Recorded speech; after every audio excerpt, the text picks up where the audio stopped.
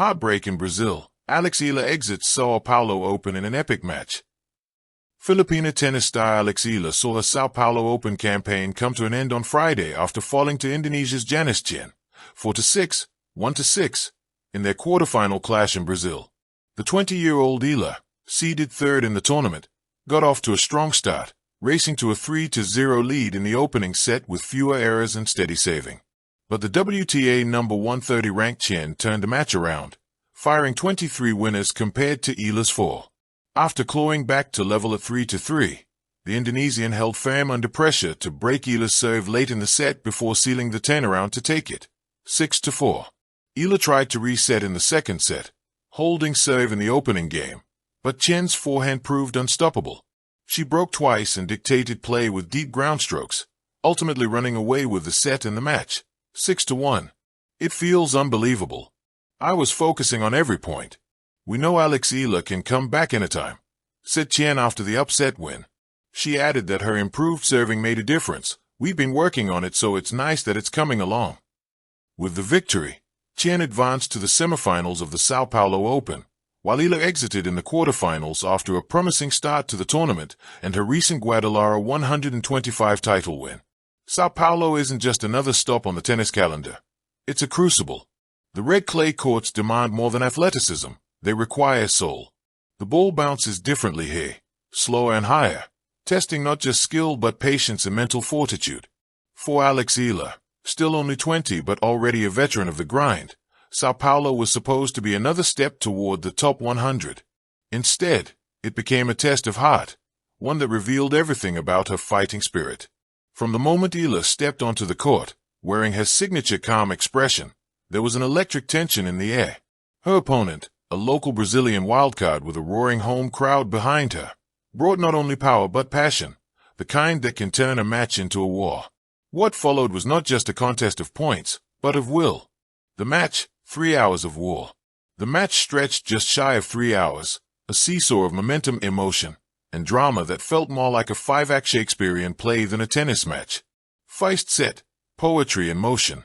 Eala came out firing in the first set. Her forehand painted the lines, her footwork flawless.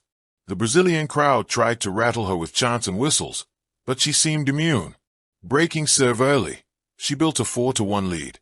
Her court craft, slicing, topspinning, changing pace, was textbook brilliance. She took the first set 6-3, and for a moment, it seemed the Filipina star would cruise through.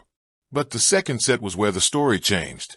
Second set, the Brazilian storm. Like the unpredictable Sao Paulo weather, the atmosphere turned. The Brazilian opponent, feeding off the crowd, raised her level. Her serve found new venom, her shots began finding the corners, and the crowd transformed into a wall of noise every time Eala missed a point. Eala fought valiantly, saving 3 set points with brilliant passing shots and a daring drop volley.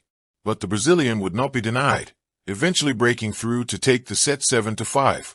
1 set all. The battle now moved into a decider that would transcend the sport. Third set, heart over muscle. What happened next was a masterclass in competitive courage. The final set was a blur of rallies, some lasting 20, 30 strokes, both women refusing to blink. Eala, at one point down 2-5, clawed her way back to 5-5 with a mix of resilience and daring. Every point was a mini-war, sliding into backhands, hitting on the run, yelling in Tagalog to pump herself up. At 6-6, the match went into a deciding tiebreak. The air was thick, not just with heat, but with tension. Eala led 5-3, just 2 points from victory. But then, heartbreak. A double fault. A netted forehand. 2 clutch winners from her opponent. 7-6, 7, and it was over. The Brazilian dropped her racket and collapsed in joy. Eala stood, eyes blank, then slowly walked to the net to shake hands. The crowd roared for their champion, but they also applauded the fallen warrior. The aftermath, a star still rising. In the post-match interview, her voice barely above a whisper, Eala said, "You win some, you learn some. Today, I learned a lot." It wasn't just a cliche, it was the truth. For every young tennis player chasing glory, matches like this define more than rankings or stats. They build legacy. Eala may have exited the Sao Paulo Open without a trophy, but she left with something more valuable, the respect of fans, opponents, and the sport itself. A cultural underdog with global potential. What makes Alex Eala's journey so compelling is not just her game, but her roots.